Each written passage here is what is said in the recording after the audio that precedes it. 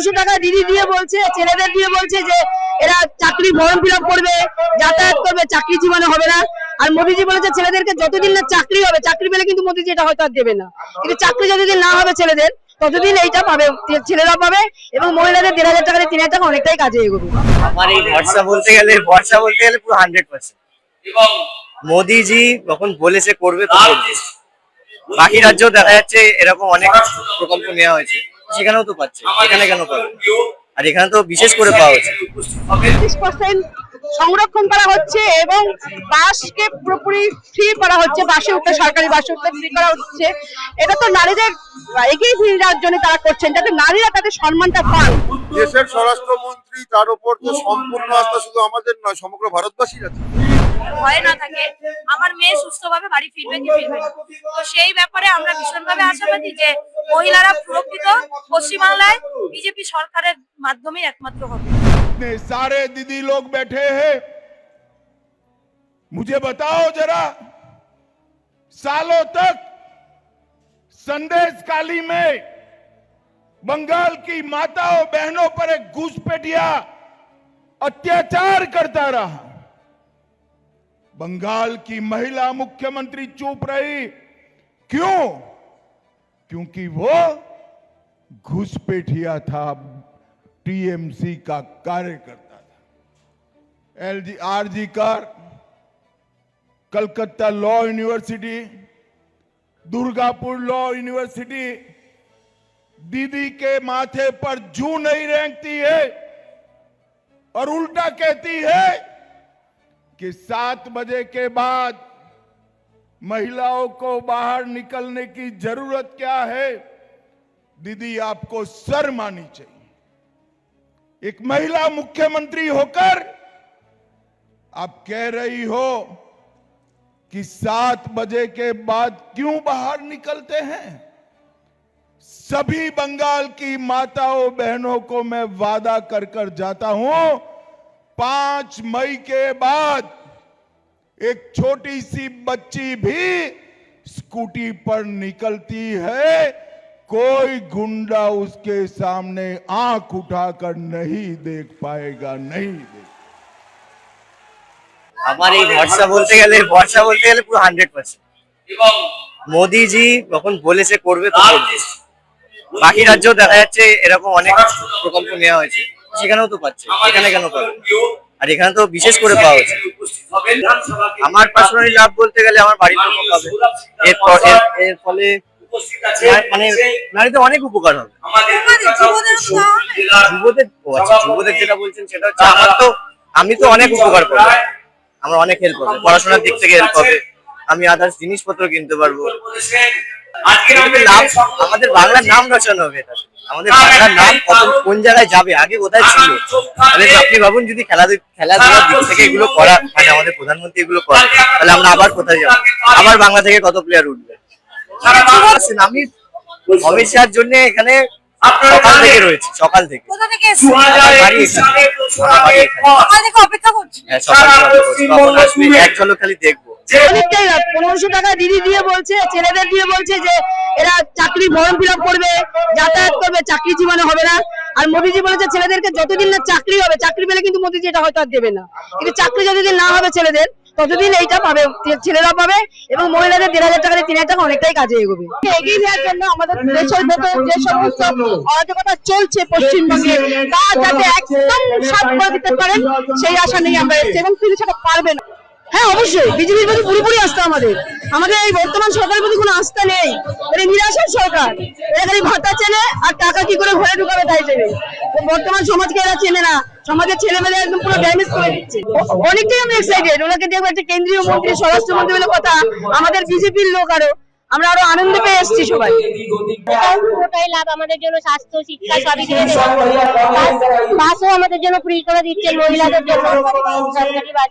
মোদী আমরা চাই মোদী সরকার আমাদের জন্য মহিলাদের জন্য মোটামুটি সাবসিডি রাষ্ট্রমন্ত্রী এবং তিনি আমাদের মানে রাষ্ট্রকে এগিয়ে নেওয়ার জন্য আমাদের দেশের ভেতর যে সমস্ত অরাজকতা চলছে পশ্চিমবঙ্গে তা যাতে একদম সাফ করে দিতে পারেন সেই আশা নিয়ে আমরা এসেছি এবং তিনি সেটা পারবেন।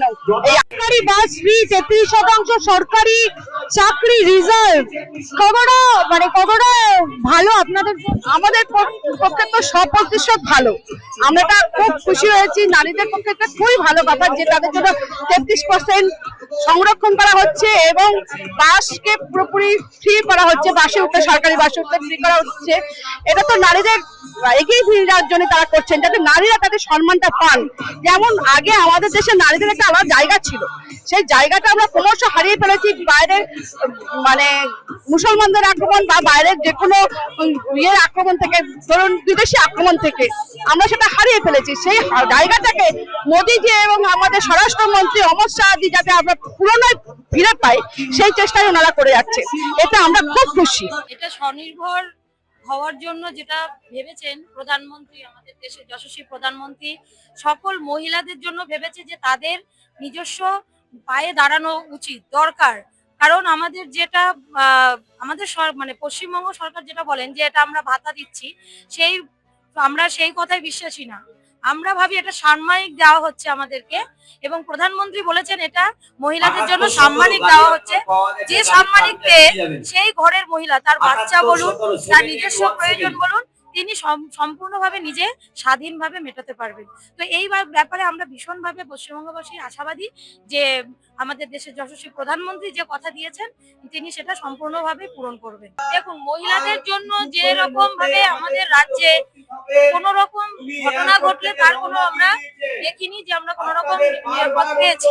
তো আমরা চাইছি যে মোদীজি যেটা বলেছেন যে প্রত্যেকজন মহিলাকে এখানে সেইভাবে সুরক্ষা দেওয়া হবে এবং একটা মহিলা দুর্গা বাহিনী স্কোয়াড তৈরি করা হবে, যাতে মহিলারা রাস্তায় বেরোলে ভয়ে না বেরোয় এবং বাবা মাও যাতে ভয়ে না থাকে আমার মেয়ে সুস্থভাবে বাড়ি ফিরবে কি ফিরবে না। তো সেই ব্যাপারে আমরা ভীষণভাবে আশাবাদী যে মহিলারা সুরক্ষিত পশ্চিমবাংলায় বিজেপি সরকারের মাধ্যমে একমাত্র হবে। দাবি পশ্চিমবাংলায় একটা ভালো সরকার, সুস্থ সরকার, আগামী দিনে বেকারদের কর্মসংস্থান, মহিলাদের নিরাপত্তা, প্রত্যেকটা মানুষ সসম্মানে রাস্তাঘাটে হাঁটতে পারবে, পরিবেশ ভালো থাকবে। সরকার এরকম সরকারই আমরা চাই। দেশের স্বরাষ্ট্রমন্ত্রী তার উপর তো সম্পূর্ণ আস্থা শুধু আমাদের নয় সমগ্র ভারতবাসীর আছে। কাশ্মীর থেকে কন্যাকুমারী সমগ্র ভারতবর্ষের প্রত্যেকটি ভারতীয় নাগরিক মাননীয় স্বরাষ্ট্রমন্ত্রীর উপর সম্পূর্ণ ভরসা এবং আস্থা বরাবরই রাখেন এবং অমিত শাহজির উপর সম্পূর্ণ নির্ভর কার্ড একটা ব্যাপার তো আছেই, কিন্তু বিষয় হলো একটা সরকার যখন যুব বা আগামী দিনের আগামী প্রজন্মকে নিয়ে চিন্তা ভাবনা শুরু করবে তখন তাদের ভবিষ্যৎ আগামী দিনের উন্নতি হবে। কিন্তু বর্তমান সরকার দীর্ঘ 15 বছর যুব এবং ভবিষ্যৎ প্রজন্মের কথা তো কিছু ভাবেইনি, শুধু নির্বাচন ছাড়া আর নিজেদের কাটমানি, নিজেদের পার্টি অফিস বড় করা, নিজেরা কিভাবে ভুলে ভেবে ওঠা যায় সেটাই ভেবেছে। শিক্ষা অর্জন করে রাস্তাঘাটে সারাদিন বসে রয়েছে, চাকরির জন্য ধর্ণা দিয়ে বসে রয়েছে।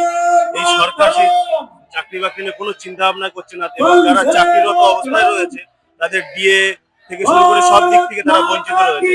আমরা সেই কারণেই চাইছি যে এই সরকারের পরিবর্তন অবশ্যই দরকার এবং একটা সুশাসনের সরকার দরকার, যেন মানুষ তার ডিএ এবং চাকরি বাকরি যুবকরা যেন তারা সেভাবে সঠিকভাবে পায়। আমরা ভরসার কিনা এখনো বলতে পারছি না আমরা, কিন্তু আমরা আশা রাখছি মোদীজির উপরে আমরা অবশ্যই আশা রাখছি, কারণ তিনি সারা রাজ্যে যে 19টা রাজ্যে রয়েছে সেখানে আমাদের বাংলা থেকে যে পরিযায়ী শ্রমিক থেকে যুবকরা থেকে শুরু করে প্রত্যেকেই তারা অন্য রাজ্যে গিয়ে তারা স্বাবলম্বী হয়ে থাকছে এবং তাদের পরিবারকে সচ্ছলভাবে পরিচালনা করতে পারছে। আমরাও আশা রাখছি মোদীজির উপরে যে বাংলাতেও তিনি সেটাই করবেন। যে যুবদের কাজগুলো করেছে এটা হচ্ছে যুব ভরসাকার, ওখানে শুধুমাত্র বলা হয়নি যে ভাতা দেওয়া হবে 3000 টাকা, তার সাথে বলা হয়েছে যে 1 কোটি কর্মসংস্থান দেওয়া হবে, যুবদেরকে 1 কোটি কর্মসংস্থান দেওয়া হবে এবং যুবদেরকে সমস্তভাবে স্বাবলম্বী করা হবে। তার মানে এইটা না এই যুব যেই কার্ডটা বানিয়েছে তার মানে এটা না শুধু 3000 টাকা ভাতা দেওয়া হবে, তার সাথে 1 কোটি চাকরি সুনিশ্চিত করছে আমাদের ভারতীয় জনতা পার্টির সরকার।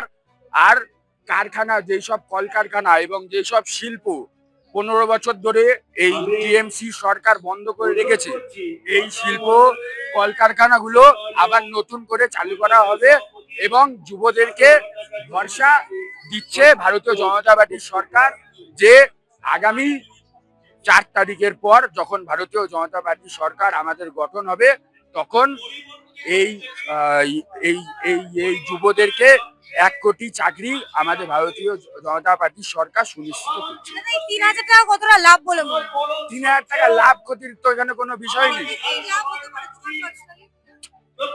আমার কথাটা হচ্ছে এই যে তৃণমূল সরকার যে এখন ভাতাটা দিচ্ছে, ঠিক আছে, 1500 টাকা করে, 1500 টাকা কি হয় বলুন না আমাকে? 1500 টাকা যদি মাসে ধরেন তাহলে দিনে হয় 50 টাকা করে। একটা বেকার যুবকের 50 টাকা করে দিনে কি হয় আপনি বলুন? আপনি ঘর থেকে বেরাবেন, সকালবেলা টিফিন করবেন, 50 টাকা চলে যাবে। আজকালকার দিনে বেকার যুবকদের 50 টাকা দিয়ে কিচ্ছু হবে না। 50 টাকার ডিপিসির ওপর আস্থা থাকবে, হোম মিনিস্টারের ওপর আস্থা রাখতে হবে। উনি আসবেন, আজকে আমাদের বক্তব্য দেবেন, উনি কি বলেন আমরা শুনবো। আর এখানে আমাদের উত্তর দমদমের দাদা আছে সৌরভ সিকদার, উনি দাঁড়িয়েছেন এখানে মানুষের জন্য, উনি অনেক দিন ধরে খেটেছেন।